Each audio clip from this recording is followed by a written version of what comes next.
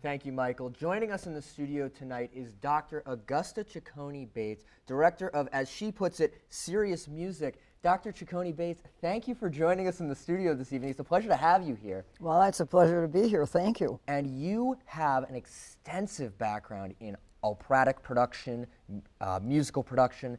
All of your works are really influenced around anti-war and anti-discrimination. I'm really curious, where did that journey begin for you?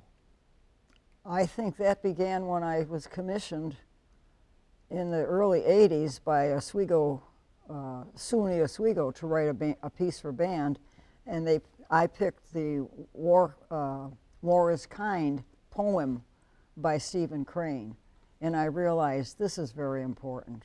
This is very important. We were not at war then, but it was very important. And that was commissioned. It was performed. It was performed in Chicago several times by the Chicago Symphonic Wind Ensemble because they thought it was important. And in the 80s, Christopher Keene, who was then the conductor for the Syracuse Symphony, got wind of the cantata, and he came up to me at a meeting one night and he said, "If you orchestrate this, I'll perform it." So I orchestrated it because it was for band, and I had to make it for orchestra. So I orchestrated it, sent a copy to him, and it came directly back to me, unopened, because Christopher Keene had died. Oh. So he was not able to do it. And now I'm trying to find orchestras to touch it again. And you're working on a bunch of works as we speak. You have recently worked on pieces such as Picking Elderberries with Craig Thornton. You are working, you did a opera, Molly of the Mohawks, as we have here. And you even referenced, I want to go back a little bit, because you referenced Stephen Crane when you were talking about one of your cantatas, War is Kind. Yeah. What's the background behind that cantata? Well, the background behind that, Stephen Crane was a war correspondent during the Boer War in 1899. He died shortly thereafter, but he was an anti-war person. He firmly believed that war was not good, and he writes this poem, and in the poem it's a description of how horrible war can be, and obviously war is not kind. So when you make these pieces of music, these cantatas, these operas, how do you get your message across of anti-war, anti-discrimination? Well, you have to have texts. If you don't have words, you can't get the message across. I mean, you can write all the beautiful music you want. It's just music, all right? It's sound. But sound without the sense of the words isn't going to tell you that it's anti-war. You have to really make your point. And it sounds like you've definitely made that point, because there was another cantata you mentioned that you are trying to get back played, We Have a Dream. And am I correct in assuming that that has relation to Martin Luther King's I Have a Dream speech? Oh, yes, it does. Ooh. Oh, in 1968, when he was assassinated, I was teaching in schools in Syracuse, New York, and a lot of my kids were black students, 8th grades, and they were devastated. And they came up to me and they said, "Wow, this is so terrible that this happened." I said, "Why don't you write a bunch of essays and poems about Dr. King?" So they did. And we put it all in a little booklet for them. And then they came up to me and they said, "Miss Bates, we know that you write music. Can you make these words so that we can sing about Dr. King?" And I said, "Sure." So I put the little cantata together. We performed it with the kids maybe 5-6 times in Syracuse in 1969, 1970. And then the city asked me to orchestrate it. And they said, if you orchestrate it, we'll get an all-city choir, all-city orchestra, because at that time they had orchestra in Syracuse schools. They don't anymore, but they did. And we'll get 2 good singers who are from the black community to sing the solos. So we did, and it was performed in 1972. It uses the text that the kids wrote, a lot of theirs, but it also used I Have a Dream That One Day My 4 Children. This is the speech by Dr. King. And we performed it, and it was very, very successful. And then it sat on the shelf for years. And then suddenly orchestras were asking me about it, so I submitted it, and the first thing they hit was, "You just broke a copyright law You can't do it without permission from the King family, because the 1963 speech, "I Have a Dream," is copyrighted. Oh. So what I did was I changed the words, and I essentially paraphrased what he said. Still the same cantata, still seeking 27 different orchestras are looking at this. Nobody has said, yes, they're going to do it. But you never know. They just might. You are, now I want to mention another piece you're working on right now, as a matter of fact, Skaters. It's in production as we speak. Yes. Over in Toronto. What can audiences expect for this upcoming opera?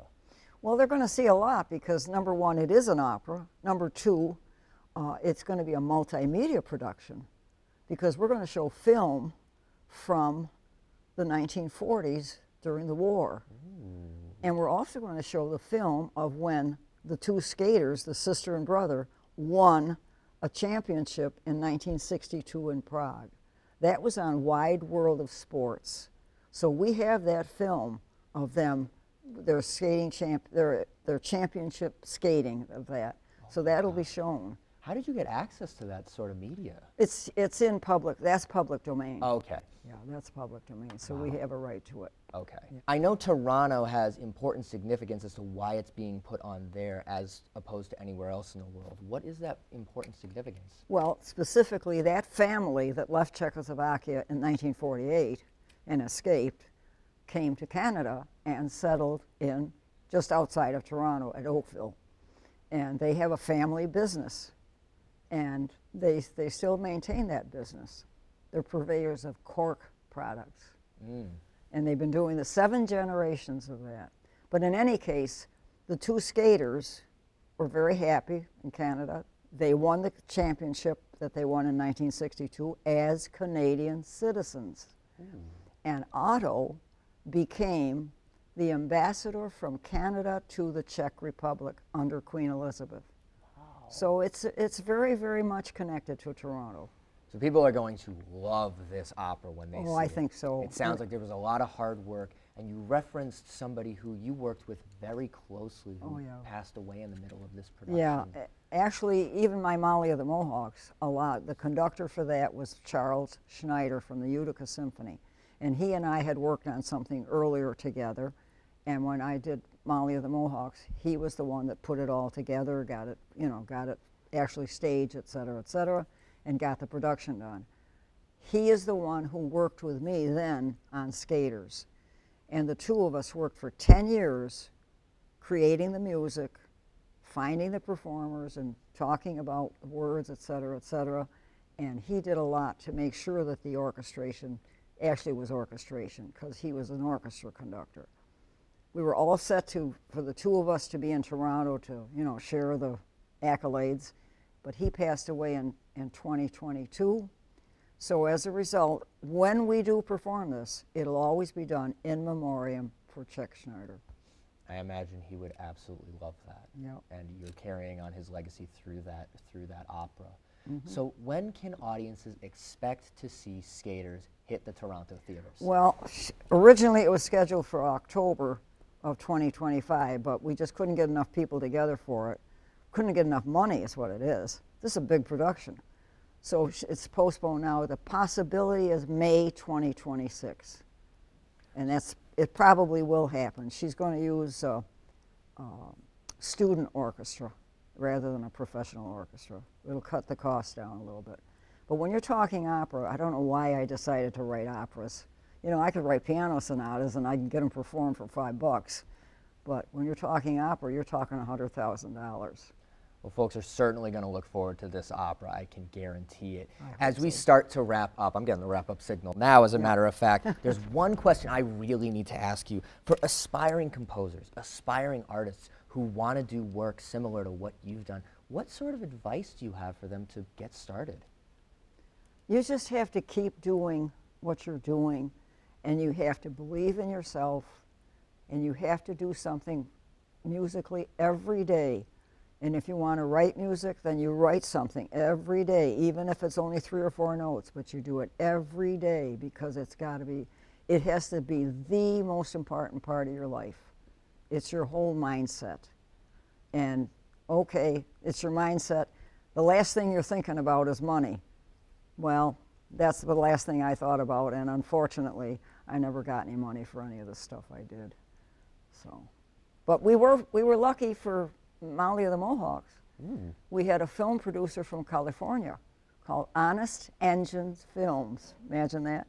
And she came to Augusta Cecconi, and they filmed the production up there, and she paid for all of that. And it's online. You can look it up online. The recording of it's still available. Well, folks, you certainly need to check this out. All the operas, from Molly of the Mohawks to Skaters. Dr. Augusta Cecconi Bates, thank you so much for your time and stopping by our studio today. We appreciate having you. Well, thank you. It's kind of nice for me to reminisce.